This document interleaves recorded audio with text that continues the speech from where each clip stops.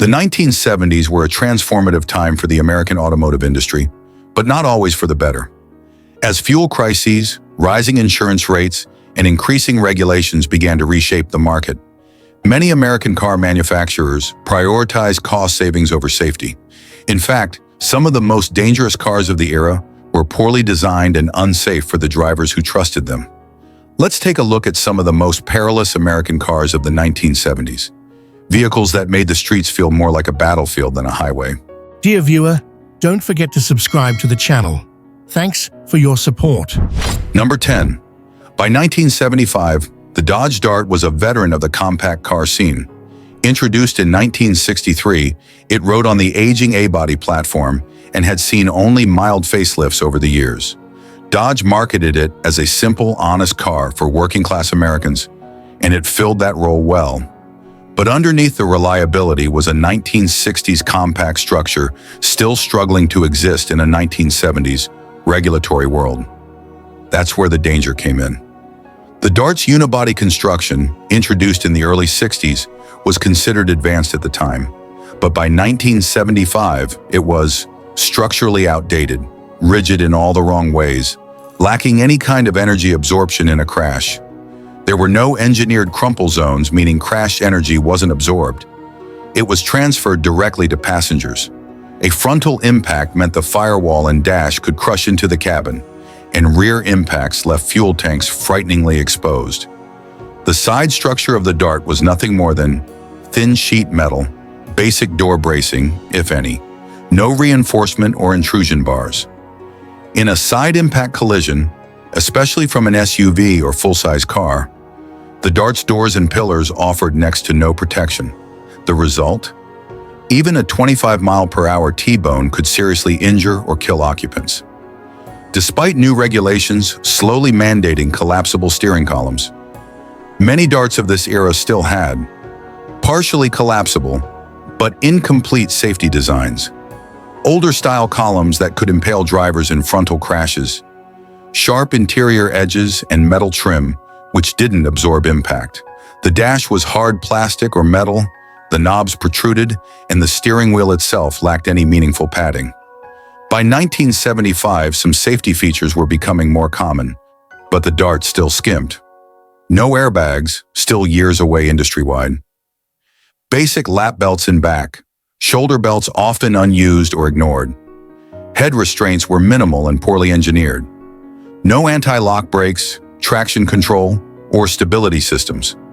Everything about the interior screamed pre-regulation era, and Dodge wasn't rushing to add more cost to its cheap compact. The Dart's suspension and braking were adequate for 1965, but hopelessly outclassed by 1975. Standard drum brakes were prone to fade and lock up. Even with optional front discs, performance was lackluster. The rear suspension used leaf springs and a solid axle, making it unstable on rough roads or sudden maneuvers. Add to that poor weight distribution and light steering feel, and the Dart could easily spin or lose control under duress, especially in bad weather. Like many cars of the era, the fuel tank was mounted in the rear with little shielding. A rear-end collision could rupture the tank. There was no shut-off valve to stop flow in a crash. Vapor lines were often routed near hot exhaust components. In a time before modern crash standards, this meant the risk of fire or explosion in a rear-end collision was disturbingly real. The Dart's affordability made it a top seller for families, young drivers, and the elderly.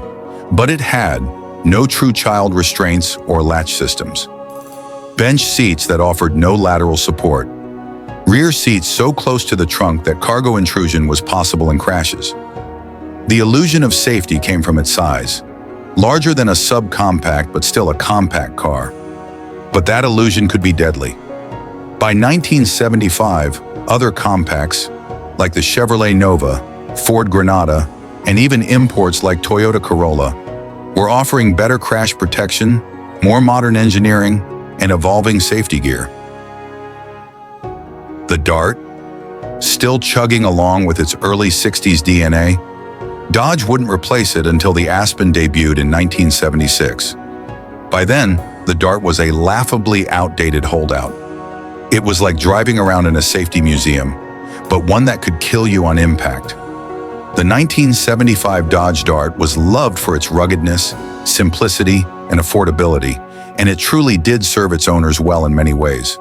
But when viewed through the lens of modern safety, or even 1970s advancements, it was a dangerously outdated car.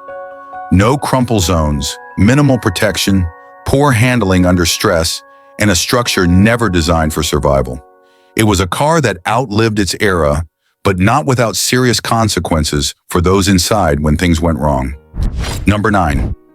In the early 1970s, Ford rushed the Pinto into production to compete with small, fuel-efficient imports like the Volkswagen Beetle and Toyota Corolla. It was cheap, easy to drive, and fit the economic mood of the era. But this rush led to deadly shortcuts, most notably a decision that would haunt Ford for decades: the Pinto's gas tank placement and design. The Pinto's fuel tank was mounted just behind the rear axle, squeezed between the differential and the rear bumper. This exposed it to direct impact and rear-end collisions. Key flaws included no structural shield between the tank and rear of the car, weak rear bumper reinforcement, protruding differential bolts that could puncture the tank, a fuel filler neck prone to tearing off in a crash. As a result, even low-speed collisions could rupture the tank and cause lethal fires. Perhaps most infamously, Ford knew about the Pinto's danger. Internal memos showed crash tests revealing fire hazards as early as 1971, engineers suggesting shielding or relocation, Ford deciding not to implement safety changes that cost as little as $11 per car. Why? Because a cost-benefit analysis concluded that paying off wrongful death settlements would be cheaper than fixing every Pinto. This decision would eventually lead to a public backlash that scarred Ford's image. In the late 1970s, the Pinto became the center of several high-profile lawsuits involving victims of fiery rear-end crashes. One of the most notorious was the 1978 criminal case in Indiana, where Ford was charged with reckless homicide after 3 girls died in a Pinto fire. Though Ford was acquitted, the damage was done. The Pinto became a symbol of corporate negligence. It was seen as a company putting profits over lives. Even by 1975, 4 years after launch, Ford still hadn't fully addressed the issue. By 1975, public awareness of the Pinto's danger was growing. But rather than redesign the car, Ford made only minimal changes, such as reinforced fuel filler neck, rubber guards over sharp bolts, slightly improved rear bumpers. These changes were inadequate. It wasn't until 1978, under intense pressure, that Ford issued a recall affecting over 1.5 million Pintos, the largest in automotive history at the time. But by then, the damage, both physical and reputational, was done. Independent and internal crash tests of the Pinto consistently showed fires starting in crashes as low as 20 to 30 miles per hour, fuel spraying into the cabin in certain impact angles, flammable vapors accumulating near ignition sources. Ford's own testing showed multiple fatal outcomes in test dummies when the car was rear-ended, yet they proceeded with production anyway. By 1975, over 1 million Pintos were on the road. They were cheap and marketed heavily to young families, college students, low-income workers. But these very demographics were now unknowingly driving a vehicle that could turn into a fireball on impact. More than just a faulty car, the Pinto became a case study in bad engineering, corporate cover-up. Neglect of basic human safety, it's now taught in ethics courses, law schools, and business classes as a prime example of what not to do when safety and profit clash. The 1975 Ford Pinto was supposed to be Ford's answer to the import wave, and it could have been if not for its fatally flawed gas tank design and shocking disregard for consumer safety. Even with some updates, Ford failed to take real responsibility until it was too late. The Pinto's legacy isn't just about faulty design. It's a reminder that rushed decisions and cost-cutting at the expense of lives will always come back to haunt you. Number 8. The 1975 Dodge Monaco was a massive car, stretching nearly 225 inches long and weighing in at around 4,500 pounds. Dodge was trying to keep pace in the full-size market, appealing to those who still valued bigness over practicality. Buyers got plush bench seats, a floaty ride. V8 power, though strangled by emissions gear. A sense of American luxury through sheer mass. But underneath that size and style lay a slew of dangerous compromises. One of the biggest safety flaws of the 1975 Monaco was its steering and suspension tuning. Extremely soft suspension, which caused body rolls so severe that emergency maneuvers often resulted in loss of control. Overboosted power steering with little road feel and slow response. High front-end float and rear-end squat under braking, a nightmare in panic stops. In a time before stability control or anti-lock brakes, this meant the Monaco couldn't evade danger or stop quickly enough. Despite its weight and size, the Monaco wasn't equipped with braking hardware robust enough for emergency situations. Front disc and rear drum brakes were standard, but undersized, fade-prone under repeated or high-speed braking. Stopping distances were long, well over 180 feet from 60 miles per hour. In a heavy, high-inertia vehicle like the Monaco, this was unforgivable, especially when lighter imports were outperforming it in this department. People often think big equals safe, but in the Monaco's case, that was misleading. The car lacked modern crumple zones. Energy absorption in frontal or side impacts was poor. Unibody flex was significant, which meant passenger compartment integrity was not guaranteed. Lap belts were standard. Shoulder belts were awkward and rarely used properly. No airbags. No headrests in many models. In short, a collision in a Monaco meant the body absorbed little and passengers absorbed a lot. The Monaco was part of the Chrysler C-body platform, engineered in the 1960s and barely updated for changing realities. Fuel economy was poor, encouraging longer trips between fill-ups and more time on the road. Rear visibility was limited due to thick pillars and vast trunk space. The long hood and front overhang made close quarters driving tricky. What was once a proud symbol of American design had become an oversized liability in the age of fuel crises and growing safety expectations. After 1975, the Monaco's days were numbered. Chrysler shifted its focus toward downsizing later in the decade. Safety and emissions regulations were becoming stricter. Insurance companies were flagging large, underperforming cars like the Monaco as high risk. By the end of the 1970s, buyers and regulators had lost patience with these oversized relics. Ironically, the Monaco gained posthumous fame as the Bluesmobile in the Blues Brothers, 1975 plus 1979 model combo. It was shown doing wild jumps and chase scenes, but in real life, the car was far from agile. Those stunts were done with heavy modification. The film cemented the Monaco in pop culture, but as a joke, not as a car, anyone took seriously for performance or safety. The 1975 Dodge Monaco may have looked stately, but it was a dangerous car in disguise. Sluggish and unpredictable handling, underpowered and inadequate brakes, a platform that ignored evolving crash science, safety equipment that lagged behind the times. For anyone needing to swerve, stop, or survive a crash, it simply wasn't built to handle it. Number 7, the AMC Gremlin debuted in 1970 as a quick and dirty solution to the rising tide of compact imports like the VW Beetle and Toyota Corolla. By 1975, it was still soldiering on with minor updates, positioned as an affordable and distinctive American alternative. The 75 model came with RWD layout, optional inline-6 or V8 power, minimalist interior, a truncated hatchback body based on the AMC Hornet, and a host of safety red flags. One of the most glaring issues with the 707 Gremlin was its rear-end design. The Gremlin was essentially a Hornet with the rear end chopped off. This cut-off hatchback offered minimal structural bracing at the back. In rear-end collisions, crumple zones were non-existent.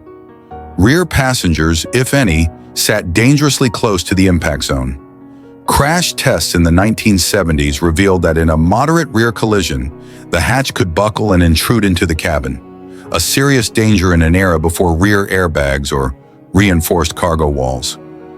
The Gremlin's side impact safety was another disaster. Thin doors with little internal reinforcement. No side impact beams, which didn't become mandated until later in the decade. Low seating position near the beltline, meant passengers were in the direct line of impact. In a T-bone collision, the structure offered almost no protection. The thin sheet metal crumpled easily, often causing significant intrusion into the passenger compartment. Being a cheap entry-level compact, the Gremlin also skimped on important safety fundamentals.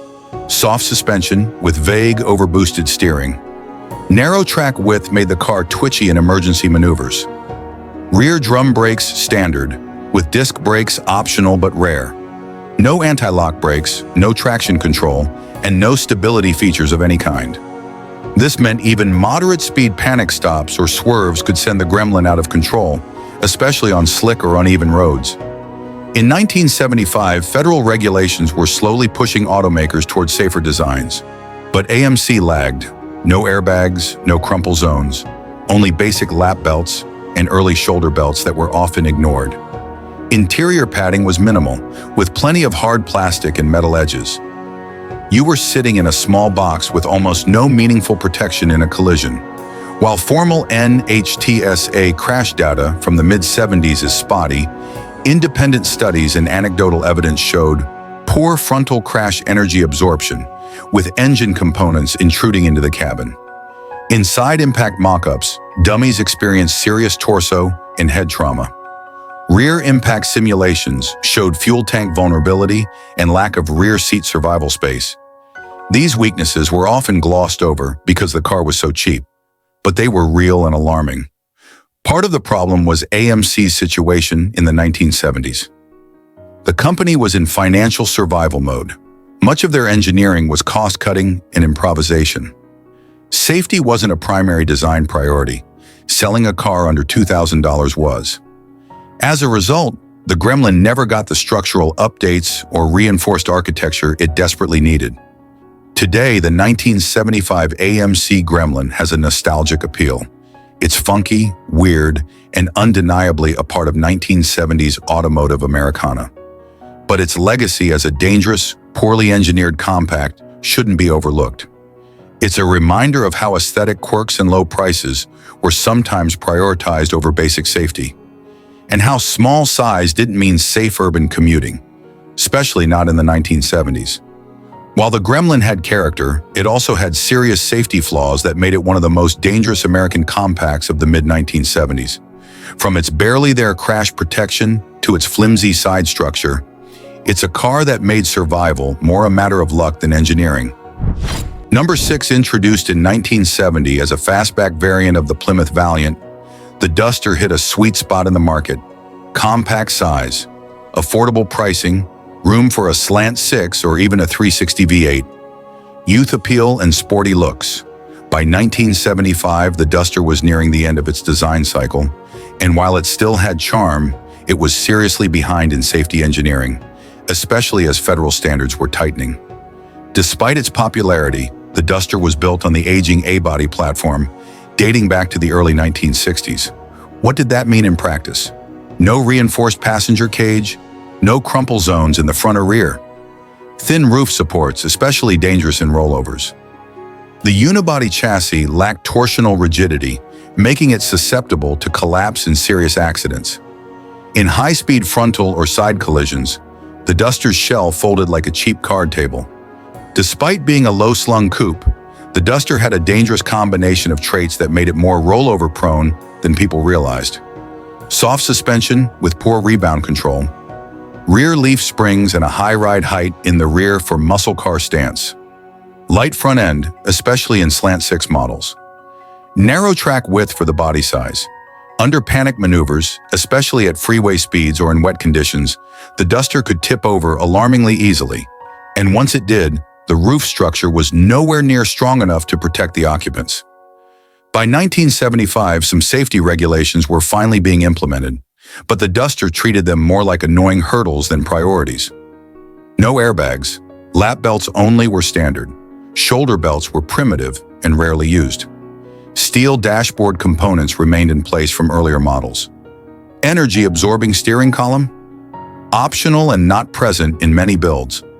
Side impact protection was non-existent, a serious issue with the thin doors and lack of beam reinforcements.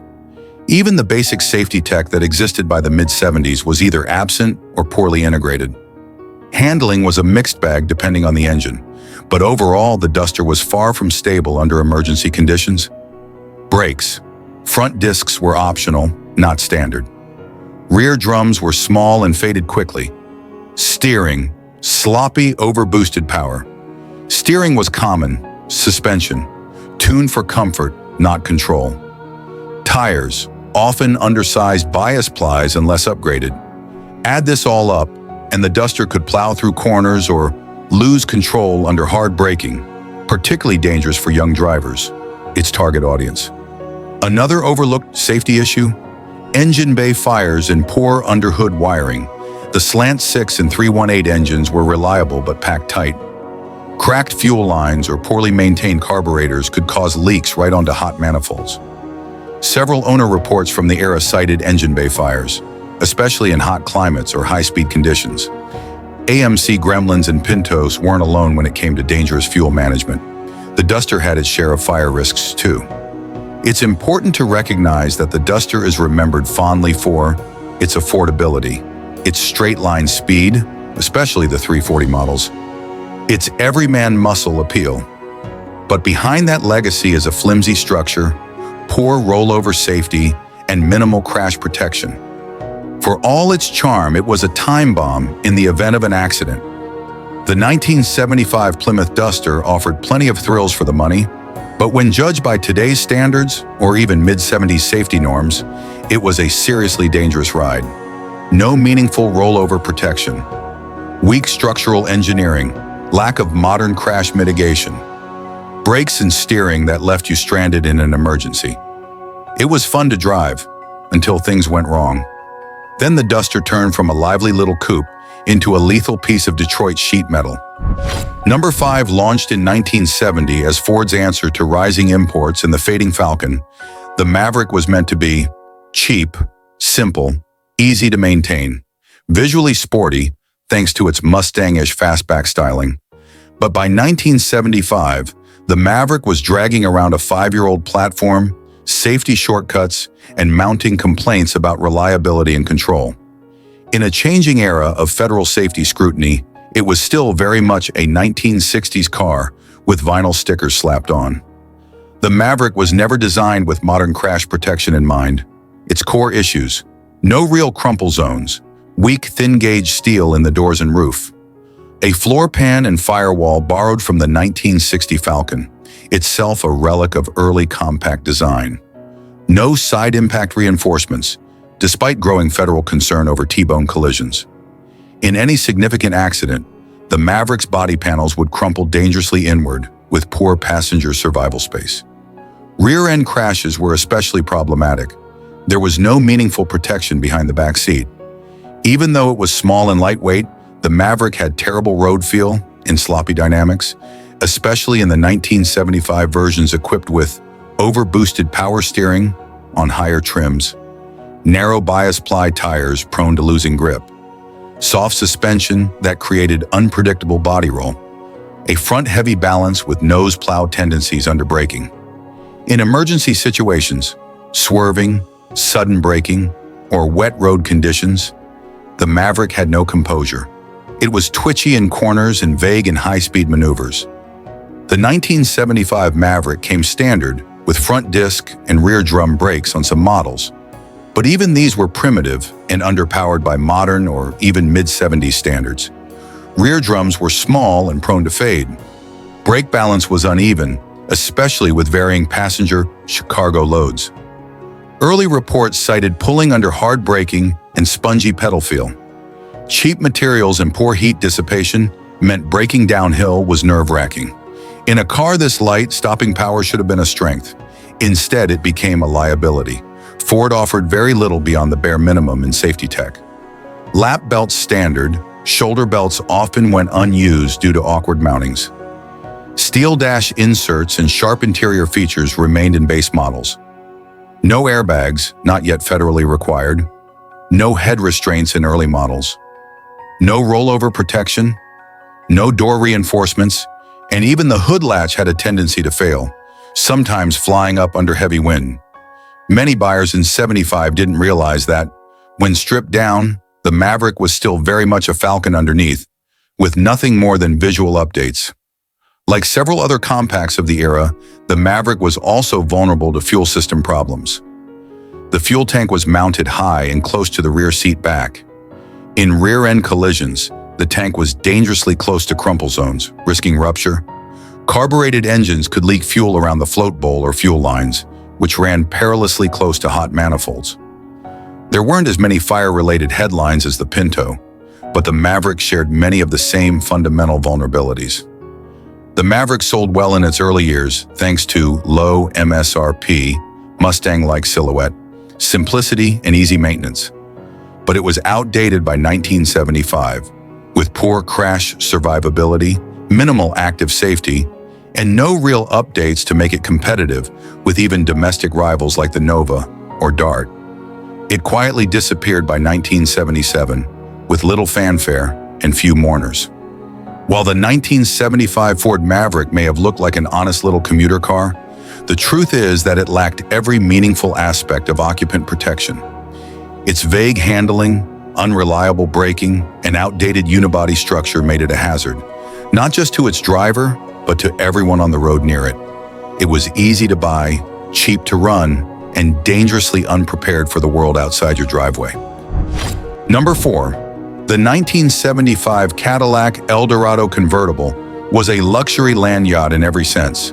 Massive 19-foot length, 8.2-liter V8 under the hood, plush leather interiors, and a power-everything ethos. Marketed as the last great American convertible.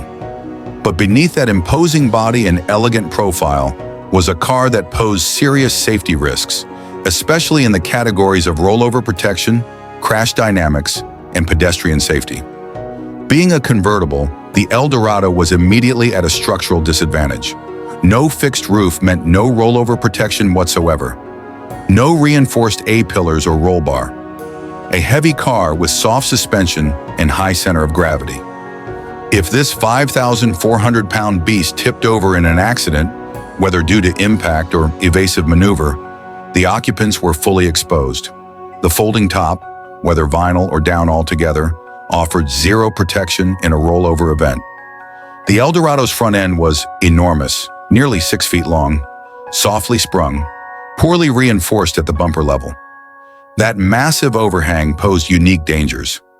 In frontal collisions, the car's own weight drove the overhang beneath smaller vehicles, often bypassing the bumper and crushing critical structural points.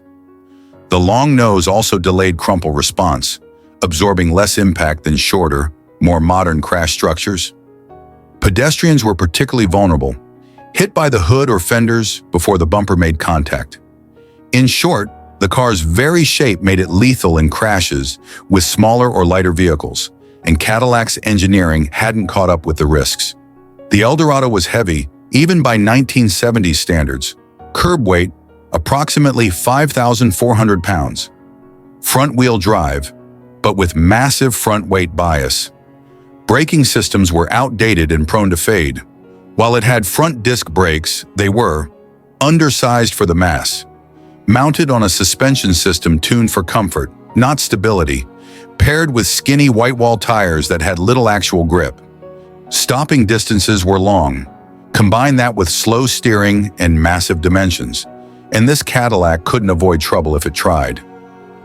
Under the hood was the enormous 500 cubic inch V8 tight fit, with extreme engine bay temperatures. Fuel lines and carburetor components sat just inches from exhaust manifolds.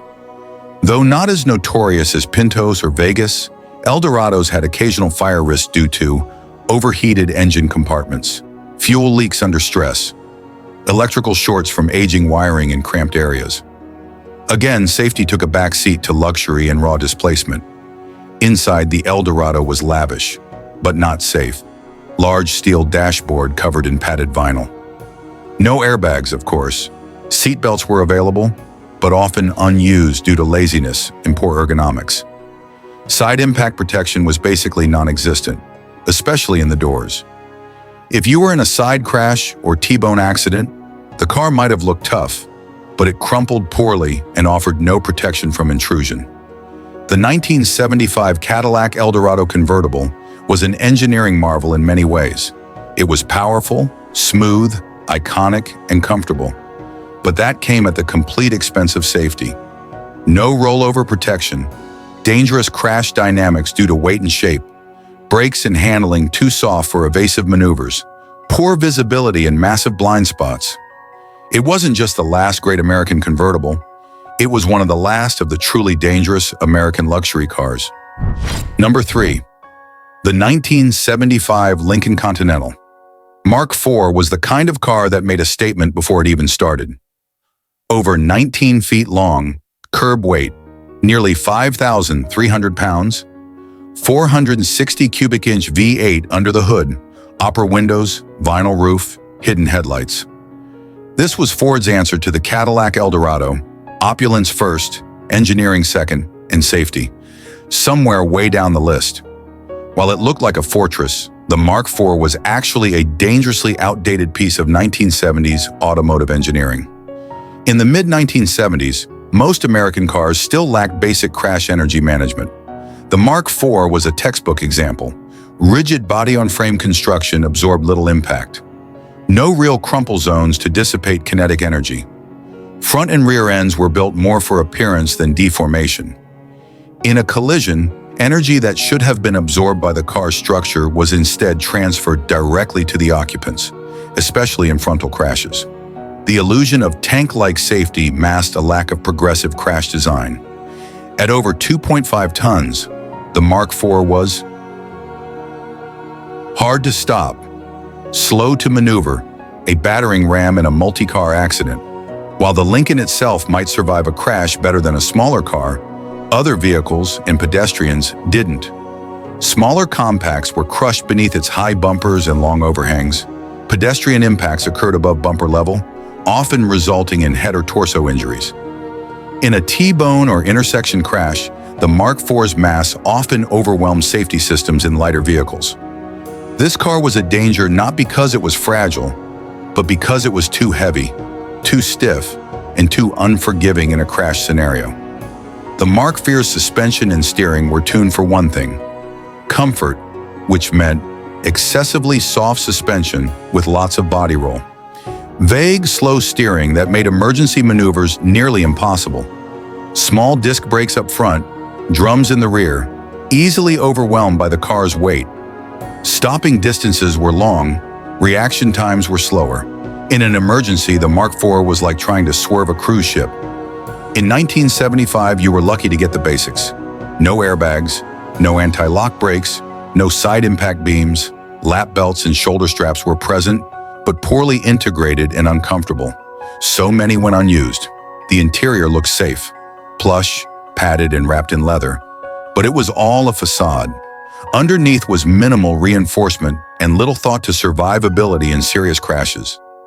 Under that massive hood sat the Ford 460 V8, a heat factory, especially in summer or high-load driving. Jammed into a tightly packed engine bay, vulnerable to fuel vapor leaks and overheating ignition components. Electrical shorts, poorly shielded fuel lines, and the occasional smoldering engine compartment were not unheard of. It wasn't as dramatic as the Pinto, but fire risk was a quiet issue on some early Mark IVs. Despite its giant proportions, the Mark IV was surprisingly difficult to see out of. Tiny opera windows in the rear pillars offered no rear quarter visibility. Thick roof pillars and long trunk created enormous blind spots. Backing up or lane changing felt like guesswork without modern aids. Today's drivers take rear-view cameras for granted. In the Mark IV, your best safety feature was luck. The 1975 Lincoln Continental Mark IV is a prime example of form over function. Heavy, yes, but not protective. Luxurious, yes, but not safe. Comfortable, yes, but dangerously slow to respond. Its lack of crash engineering, enormous mass, and sloppy dynamics made it a rolling contradiction. A tank that protected little, endangered much, and was decades behind in occupant safety. Number 2. The 1975 Buick Skyhawk was Buick's version of GM's new subcompact H-body lineup, sibling to the Chevrolet Monza, Oldsmobile Starfire, and Pontiac Sunbird. It was positioned as a premium sporty compact, based on the same Chevrolet Vega architecture, which was already infamous for quality issues. Offered only as a hatchback coupe with styling, meant to look modern and European-inspired. But while it promised performance and economy with a touch of Buick luxury, the reality was considerably less inspiring. At its core, the 1975 Skyhawk was an H-body built off the bones of the Vega lightweight, but not in a good way. Shared many underpinnings with the Monza, which was itself an evolution of the Vega platform, suffered from structural flex, poor rigidity, and uneven weight distribution. While it looks slick from the outside, with a long hood and fastback profile, it was still a budget car underneath, and those budget engineering choices compromised its safety and stability. Despite its marketing as a fun, fast compact, the Skyhawk was not confidence-inspiring at highway speeds. High-speed driving produced noticeable body sway. The lightweight frame and soft suspension tuning made it feel floaty and imprecise. In emergency maneuvers, the car was prone to understeer, with snap oversteer if pushed too hard. Road tests from the era frequently criticized its vague steering feel and tendency to wander on the highway, especially in windy conditions. The 1975 Skyhawk came with front disc brakes, rear drum brakes, a braking system shared across all H-body variants. That setup was barely adequate for everyday use, and it seriously underperformed under stress. Brake fade was common after repeated stops. Under load, passengers or cargo, stopping distances grew dangerously long. The narrow tires and limited grip only made matters worse. It wasn't just bad for a Buick, it was bad by compact car standards, especially in a vehicle being pushed as sporty. The Skyhawk's saving grace was arguably its engine, 3.8 liters, 231 cubic inches. Buick Phi-6, the infamous odd-fire design. 110 horsepower in a lightweight package made it relatively quick for the segment. But this engine came with harsh vibrations, especially at idle. Known overheating problems in traffic. Limited cooling capacity carried over from the Vega's troubled system. Combine high engine bay heat with a cramped compartment, and the Skyhawk was flirting with fire hazards if cooling maintenance was neglected. In 1975, safety wasn't yet a big selling point, and GM treated the Skyhawk like an afterthought. No airbags, of course. Minimal interior crash padding. Unibody shell had poor side impact resistance, small crumple zones, thin door panels, and high cabin intrusion risk. The Skyhawk had a structure that could not absorb energy well in collisions, especially T-bones or frontal impacts. Even with seatbelts, injury risk was high by modern standards. For a Buick, the Skyhawk felt cheap. Vinyl and cloth interiors were low-grade. Noise insulation was mediocre. Rattles and squeaks were common, even early in ownership. It borrowed Buick's name and badges, but failed to carry over the refinement or durability that customers expected from the brand. The attempt to inject Buick DNA into a Chevy Vega skeleton just didn't work. The 1975 Buick Skyhawk was supposed to be the upscale, fun-to-drive compact in GM's lineup. Instead, it was structurally compromised, mechanically temperamental, dangerous at speed, and forgettable in the long run. It shared the fate of many mid-70s GM compacts, built on a bad foundation, loaded with marketing gloss, and quickly obsolete. Today, the Skyhawk is little more than a footnote in Buick history, remembered only by die-hard H-body fans and a few unlucky owners. Number 1, the Country Squire was Ford's flagship station wagon in 1975. Over 19 feet long, nearly 5,000 pounds. Faux wood paneling and cavernous interior space. Room for 8+ passengers, including a rear-facing third row. It promised luxury, practicality, and safety for the growing American family. But behind the plush bench seats and miles of sheet metal was a machine that lacked the structural integrity needed for modern crash survival. Like most full-size American cars in the mid-1970s, the Country Squire was built on a body-on-frame platform. No engineered crumple zones to absorb frontal or rear impacts. The solid frame transferred crash forces directly to passengers. Sheet metal looked tough but offered minimal actual protection. In frontal collisions, the wagon's long overhangs collapsed inconsistently, causing uneven crush patterns and dangerous cabin intrusion, especially above 35 miles per hour, while front passengers in 1975 were starting to benefit from three-point seat belts, padded dashboards, collapsible steering columns. The rear passengers were much less protected, only lap belts often ignored, no headrests, no padding in third-row seating area, and let's not forget that the third row faced backward with little protection in a rear-end crash, exposing children to direct force from behind. With its high center of gravity, long wheelbase, and soft suspension, the Country Squire had poor handling and evasive maneuvers, a tendency to oversteer when fully loaded, rollover risk in sudden swerves or high-speed cornering. And if a rollover did occur, the thin roof structure, especially around the cargo area, was known to collapse inward, offering minimal rollover protection. The wagon's size demanded heavy-duty braking, but what it got was front disc and rear drum setup, undersized components for the vehicle's mass, brakes that faded quickly under load or on downhill grades. Stopping distances were long, and the car's weight meant rear-end accidents were hard to avoid, especially when fully loaded with passengers or towing a trailer. The 1975 Country Squire had a rear-mounted fuel tank positioned just behind the rear axle, vulnerable in rear-end collisions, risk of puncture or rupture, little shielding between the tank and the rear bumper.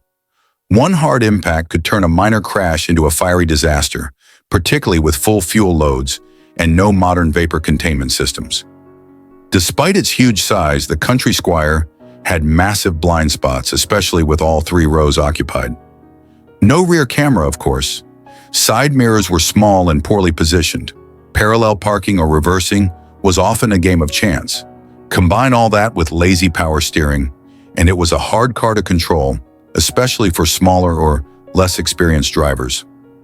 The 1975 Ford Country Squire wagon was a dinosaur of its time, impressive in presence, poor in protection. No structural energy absorption, minimal occupant restraint systems, high injury potential in frontal, rear end, and rollover crashes, and poor braking to top it all off. This was the kind of car that gave parents a false sense of security.